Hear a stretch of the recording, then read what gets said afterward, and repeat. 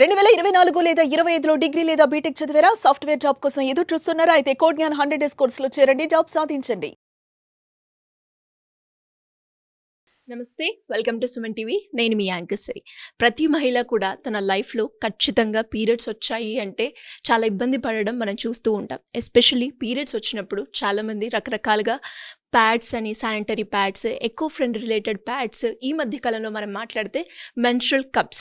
మరి ఈ వీటిలో ఏది బెటర్, ఎలా యూజ్ చేయాలి, ఎలా స్టెరిలైజ్ చేయాలి, వీటన్నిటి గురించి ఈరోజు మనకి ఈ వీడియోలో క్లారిటీ ఇవ్వడానికి డాక్టర్ ప్రతిభ గారు ఉన్నారు. వారిని అడిగి తెలుసుకుందాం. నమస్కారం మేడం. నమస్తే అండి. సో మేడం, చాలా మందికి లేడీస్కి ఉన్న డౌట్స్ అని చెప్తాను. అంటే ఒక మెన్స్ట్రువల్ సైకిల్ వచ్చినప్పుడు చాలా ఇబ్బంది ఫేస్ చేస్తూ ఉంటారు. రకరకాల పెయిన్స్కి, మూడ్ స్వింగ్స్కి గురవ్వడం మనం చూస్తూ ఉంటాం. అండ్ అలాగే ఈ ప్యాడ్స్ సరిగ్గా పెట్టుకోకపోవడం వల్ల, లేదు అంటే ఎలర్జీస్ రావడం, ర్యాషెస్ రావడం, ఇవన్నీ కూడా మనం చూస్తూ ఉంటాం. అయితే మరి చాలా రకరకాలు కూడా యూస్ చేస్తూ ఉన్నారు. మెన్స్ట్రువల్ కప్స్ అని, శానిటరీ ప్యాడ్స్ అని, ఇలా మాట్లాడుకుంటే ఏది బెటర్ అంటారు? ఏదాన్ని ఎలా యూస్ చేయాలి మ్యామ్? మంచి క్వశ్చన్ అడిగారు. ఇప్పుడు మన దేశంలో కనుక చూసినట్టయితే నేషనల్ ఫ్యామిలీ హెల్త్ సర్వే ప్రకారము ప్రతి 100 మంది అడోలసెంట్ అమ్మాయిల్లో కేవలం 42% మంది మాత్రమే ఒక హైజీనిక్ మెన్స్ట్రువల్ ప్రాక్టీసెస్ చేస్తున్నారు. అంటే వాళ్ళకి అవైలబుల్గా, అంటే ఈ 42% మంది ఎయిదర్ శానిటరీ ప్యాడ్స్ కానీ, లేకపోతే క్లాత్ ప్యాడ్స్ కానీ, టాంపోన్స్ కానీ, మెన్స్ట్రువల్ కప్స్ కానీ వాడుతున్నారు. మిగతా 58% విమెన్కి ఇవి ఏవి అందుబాటులో లేవు. స్టిల్ ఇంకా ఈ రోజు కూడా అందుబాటులో లేదు. అంటే దీన్ని బట్టి మనకి ఏం అర్థమవుతుందంటే మెన్స్ట్రువల్ హెల్త్ అవేర్నెస్ పెంచటము ఇంకా కూడా మన దేశంలో అవసరానికి ఆ రిక్వైర్మెంట్ చాలా ఉంది. దానికి ఆ రిక్వైర్మెంట్కి నీడ్కి మధ్యలో గ్యాప్ చాలా ఎక్కువ ఉంది. సో దీన్ని బట్టి మనకి అంటే అవేర్నెస్ తీసుకురావాల్సిన అవసరం చాలా ఉంది. అలాగే కొంచెం low cost alternatives, more hygienic alternatives గురించి కూడా మనం ఆలోచించాల్సిన అవసరం ఉంది. So let us decode it. First and foremost sanitary pads most widely used, చాలా రోజుల నుంచి అవి అందుబాటులో ఉన్నాయి. So sanitary pads they are a good alternative, ఇనీషియల్గా ఫస్ట్ ఆల్టర్నేటివ్. కానీ మనం చూసినట్టయితే శానిటరీ ప్యాడ్స్లో ప్లాస్టిక్ ఉంటుంది. అలాగే ఆ కాటన్ బ్లీచ్ చేయడానికి కొన్ని రకాల కెమికల్స్, థాలేట్స్ అని, ఓలటైల్ ఆర్గానిక్ కాంపౌండ్స్ అని, పారాబెన్స్ అని వీటిని వాడతారు.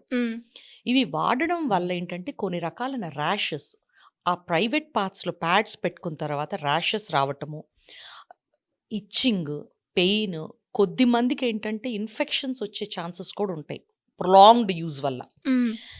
సో ఇదొకటి గుర్తుపెట్టుకోవాలి. రెండోది, ఒక శానిటరీ ప్యాడ్ భూమిలో కలవటానికి నియర్లీ 600 to 800 years టైం పడుతుంది. సో ఇన్ని రోజులు అంటే అది పర్యావరణానికి కూడా మంచిది కాదు శానిటరీ ప్యాడ్స్. నెక్స్ట్ ఆల్టర్నేటివ్ మనం చూసినట్టయితే క్లాత్ ప్యాడ్స్, అంటే బట్టతో కుట్టిన pads reasonably good alternative. Organic cloth వాడితే ఇంకా బెటరు. అది రీయూజబుల్, మళ్ళీ వాష్ చేసుకోవచ్చు, మళ్ళీ వాడచ్చు. The other third alternative is tampons అంటే అవి కూడా ఎంతో కొంత బ్లీచ్ చేసిన కాటన్తోనే వాడతారు.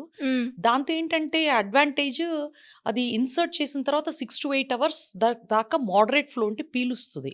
హెవీ ఫ్లో ఉంటే 6 hours లోపు తీయాల్సి వస్తుంది, రీప్లేస్ చేయాలి. మోడరేట్ ఫ్లో ఉంటే 8 hours ఒకసారి తీస్తే సరిపోతుంది. సో ఇది ఒక ఆల్టర్నేటివ్. ఎందుకంటే మాటికి ప్యాడ్స్ వేసుకోవటం వల్ల ర్యాషెస్ రాకుండా ప్రివెంట్ చేస్తుంది టాంపోన్ వాడితే. అండ్ అలాగే మేడం, చాలా మందికి కూడా ఉండే అపోహ అనొచ్చో లేదు అంటే రియాలిటీయో తెలియదు, కానీ ప్యాడ్స్ వాడినప్పుడు అందులో ఉండే ఏదైతే కెమికల్స్ ఉన్నాయో అవి నెక్స్ట్ మనకి కొన్ని సందర్భాల్లో ఇన్ఫర్టిలిటీకి వచ్చే ఛాన్సెస్ కూడా ఉన్నాయి అని చెప్తూ ఉంటారు. నిజమేనా మ్యామ్? డైరెక్ట్గా ప్యాడ్స్ వాడటానికి ఇన్ఫర్టిలిటీకి సంబంధం అయితే ఇంతవరకు కనుక్కోలేదు. బట్ మన వెజైనాలో హెల్దీ బ్యాక్టీరియా చాలా ఉంటాయి. ఈ ప్యాడ్స్ వాడటం వల్ల ఒక్కొక్కసారి ఏమైందంటే ఫ్రీక్వెంట్గా ప్యాడ్స్ మార్చకపోతే ఆ ప్యాడ్లో ఉన్న బ్లడ్ దాంట్లో బ్యాక్టీరియా ప్రాలిఫరేట్ అయ్యి, ఎందుకంటే వెజైనా నుంచి వస్తుంది మెన్స్ట్రువల్ బ్లడ్, అది ఇన్ఫెక్షన్ కాజ్ చేసే అవకాశం ఉంటుంది. ఆ ఇన్ఫెక్షన్స్ రకరకాల రూపాల్లో ఉండొచ్చు. డైరెక్ట్గా ఇన్ఫర్టిలిటీ అని చెప్పలేం, కానీ ఏదో రకమైన ఇన్ఫెక్షన్ వచ్చే ఛాన్సెస్ ఎక్కువ ఉంటాయి అప్రాప్రియేట్గా ప్యాడ్స్ మార్చకపోతే. ఓకే, ఎన్ని అవర్స్కి మనం యావరేజ్గా మన ప్యాడ్స్ అనేవి చేంజ్ చేసుకుంటూ ఉండాలి? Depends on the flow. Heavy flow ఉంటే 4 to 5 అవర్స్లో మార్చుకోవాలి. మోడరేట్ ఫ్లో ఉంటే ఎవరికి వాళ్ళకి అర్థం అవుతుంది. ఫుల్ ప్యాడ్ కనుక తడిస్తే ఖచ్చితంగా తొందరగా మార్చుకోవాలి. అట్లీస్ట్ 6 to 8 అవర్స్కి ఒక ప్యాడ్ అయితే మార్చుకోవాలి. ఎంత బ్లీడింగ్ ఉన్నా 6 to 8 అవర్స్కి ఒక ప్యాడ్ అయితే ఖచ్చితంగా మార్చుకోమని అడ్వైస్ చేస్తాము. అండ్ అలాగే మేడం మీరు అన్నారు నెక్స్ట్ ఈ శానిటరీ ప్యాడ్స్ తర్వాత మనం ఎక్కువగా యూజ్ చేసేది క్లాత్ ప్యాడ్స్ అని. అండ్ ఈ క్లాత్ రీయూజబుల్ అని కూడా చెప్పడం జరిగింది. బట్ వీటిని డ్రై చేయడం అనేది చాలా ఇంపార్టెంట్ ప్రాసెస్ ఎస్పెషల్లీ. సో దాన్ని ఈ విధంగా మనం డ్రై చేస్తే ఒక సేఫ్ పీరియడ్గా మనం తీసుకెళ్ళొచ్చు అంటారు? నేను ఒక చిన్న కిట్టుకు చెప్తాను. మీరు క్లాత్ కానీ క్లాత్ ప్యాడ్స్ కానీ డ్రై చేసినప్పుడు సూర్యరశ్మికి కనుక ఎక్స్పోజ్ చేస్తే హాస్పిటల్లో స్టెరిలైజ్ చేసిన దానితో సమానంగా అందులో బ్యాక్టీరియా చనిపోతాయి. బాగా ఎండకి ఎక్స్పోజ్ చేసి కనీసం ఒక 5 to 6 అవర్స్ బాగా ఎండనివ్వాలి దాన్ని. అంతేగాని మన దేశంలో చాలా కుటుంబాల్లో చాలా స్టేట్స్లో ఒక రకమైన స్టిగ్మా ఉంటుంది. మెన్స్ట్రువల్ ప్యాడ్స్ బయట కనపడితే ఏమనుకుంటారు, నాకు పీరియడ్ వచ్చింది అనుకుంటారేమో. అది కనపడకూడదు అని ఆ ప్యాడ్ని కానీ ఆ బట్టని కానీ పైన ఇంకొక బట్ట వేసి కవర్ చేస్తుంటారు. అది దయచేసి చెయ్యొద్దు.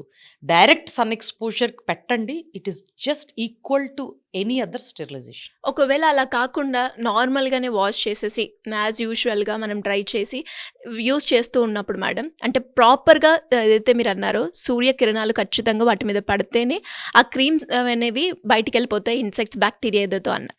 దాంట్లో అలా కాకుండా మనం నార్మల్గా యూజ్ చేస్తే ఎలాంటి ఎఫెక్ట్స్ వచ్చే అవకాశం ఉందంటారు? చూడండి, ఎప్పుడైనా కూడా ఎండ అనేది బ్యాక్టీరియాను చంపుతుంది. సూర్యరశ్మిలో ఉన్న కిరణాలు చంపుతాయి. ఎండకి ఎక్స్పోజ్ కాకపోతే లోపల తడిగా ఉంటే లోపల ఉన్న బ్యాక్టీరియా అలాగే ఉంటాయి. అవి పెరిగే అవకాశం ఉంటుంది. కాబట్టి డెఫినెట్గా తడి ఉన్నది మాత్రం వాడద్దు. డ్రై ఖచ్చితంగా అవ్వాలి. డ్రై అవ్వకపోతే కొత్త ప్యాడ్లు తయారు చేసి కొత్త బట్టను వాడండి, వేరే బట్టను వాడండి, కానీ డ్రై అవ్వని ప్యాడ్ మాత్రం దయచేసి యూజ్ చేయొద్దు. అండ్ అలాగే మేడం ఫైనల్గా మనం వస్తే మెన్స్ట్రువల్ కప్స్, మరి వీటిని ఎలా యూజ్ చేయాలి, ఎప్పుడు మనం స్టెరిలైజ్ చేయాలి అంటారు మేడం? ఇప్పుడు most eco friendly alternative menstrual cups. దాని పట్ల చాలా అపోహలు ఉన్నాయి, కానీ అవి మాత్రం ఈరోజు ద బెస్ట్ మెన్స్ట్రుయేషన్ సాధనం ఏదైనా ఉంది అంటే అది మెన్స్ట్రువల్ కప్. ఎందుకని?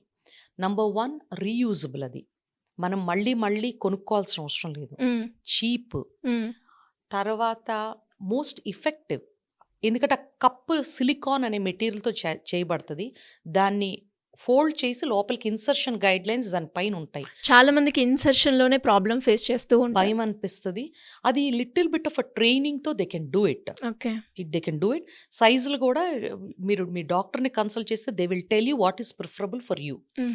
అది లోపల పెట్టిన తర్వాత కప్పులోకి గర్భసంచి ద్వారం ఇలా ఉంటే కప్పు అలా కూర్చుంటుంది ద్వారం మీద. సో ఆ ద్వారం నుంచి వచ్చే మెన్స్ట్రుయేషన్ అంతా కప్పులో చేరుతుంది. సో అది ఆల్మోస్ట్ 1/2 to 3/4 ఫుల్ అయినప్పుడు రిమూవ్ ఇట్. జస్ట్ దాన్ని సింక్లో పోసేస్తే సరిపోతుంది. పోసేసి దాన్ని క్లీన్ మంచినీళ్ళతో కడగండి. కడిగి యూ కెన్ రీయూజ్ ఇట్. కానీ పీరియడ్ స్టార్ట్ అయినప్పుడు మాత్రము you have to boil it in water. ఒక 10 నిమిషాలు అన్నం ఎలా ఉడకపెడతారు, ఎంత టెంపరేచర్ మేడం యావరేజ్గా? బాయిలింగ్, అంతే. బాయిలింగ్ అన్నం ఎలా ఎసరేసి బియ్యాన్ని ఎలా ఉడకబెడతాం, సేమ్. కొంచెం నీళ్లు తీసుకొని బాగా బాయిలింగ్ వాటర్లో కప్పుని వేసి 10 minutes keep it inside the boiling water. అది స్టెరిలైజ్ అయిపోతుంది. దాన్ని కాసేపు పక్కకు పెట్టి కొంచెం కూల్ అయ్యాక తీసి యూ కెన్ యూజ్ ఇట్. ఒక పీరియడ్ అంటే ఒక 3 to 4 days మీ మెన్స్ట్రుయేషన్ ఉన్నంత వరకు అప్పటికప్పుడు క్లీన్ చేసుకుని వాడచ్చు. 3 to 4 days మెన్స్ట్రుయేషన్ అయిపోయాక మళ్ళీ దాన్ని అలా ఉడకబెట్టి డ్రై చేసుకొని స్టోర్ చేసి పెట్టుకోండి ఫర్ నెక్స్ట్ పీరియడ్. ఎన్నిసార్లు యూజ్ చేయొచ్చు అంటారు ఒక మెన్స్ట్రువల్ కప్? మనం డిపెండ్స్ ఎంత ఫ్లో అవుతుంది, ఎన్నిసార్లు మీరు మార్చాల్సి వస్తుంది, అది ఎంత సాఫ్ట్ అయింది, దాని యొక్క పట్టుత్వం ఉన్నంత వరకు you can use it. It depends on person to person, number of uses. కొంతమందికి ఫ్రీక్వెంట్గా రాకపోవచ్చు పీరియడ్స్, వాళ్ళకి కొద్దిగా ఎక్కువ రోజులు వస్తుంది. రెండో విషయం ఏంటంటే, ఒక్కటి చెప్పదలుచుకున్న మెన్స్ట్రువల్ కప్లో ఒక కండిషన్లో మాత్రం మెన్స్ట్రువల్ కప్లో అడ్వైస్ చేయము. అది ఎప్పుడంటే వెన్ ఆ అమ్మాయికి గనక సిలికాన్ అనే పదార్థం పట్ల అలర్జీ ఉంటే వి అడ్వైస్ నాట్ టు యూజ్. అది ఎలా తెలుస్తుంది మేడం? టెస్ట్ ఏమైనా చేయించుకో? అంటే ఆల్రెడీ వాళ్ళకి తెలిసి ఉంటుంది సిలికాన్ అలర్జీ ఉంది అని, వాళ్ళకి తెలిసి ఉంటుంది. సిలికాన్ అంటే ప్లాస్టిక్, అదొక రకమైన ప్లాస్టిక్ పట్ల అలర్జీ, అంతే. ముందు మనం రొటీన్గా ఎవరికి టెస్ట్ చేయము, కానీ సిలికాన్ అలర్జీ ఉన్నవాళ్ళు మాత్రం ఇది వాడద్దు. ఓకే. సో మేడం మీ పర్సెప్షన్లో ఇవన్నీ ఒకసారి ఎక్స్పీరియన్స్ అయ్యారు కాబట్టి ఏది బెటర్ మేడం ఎవరైనా కూడా ఇప్పుడు యూస్ చేయాలి అనుకుంటే? వాళ్ళకి if they are comfortable, if they want to try, menstrual cup is the first choice. ఒకవేళ వాళ్ళు భయపడుతుంటే మాత్రం second choice is cloth pads. Yes. Anyways great information ma'am. Thank you so much. Thank you. Suman టీవీలో మీ personal and business promotions కోసం కింది నెంబర్కి contact చేయండి.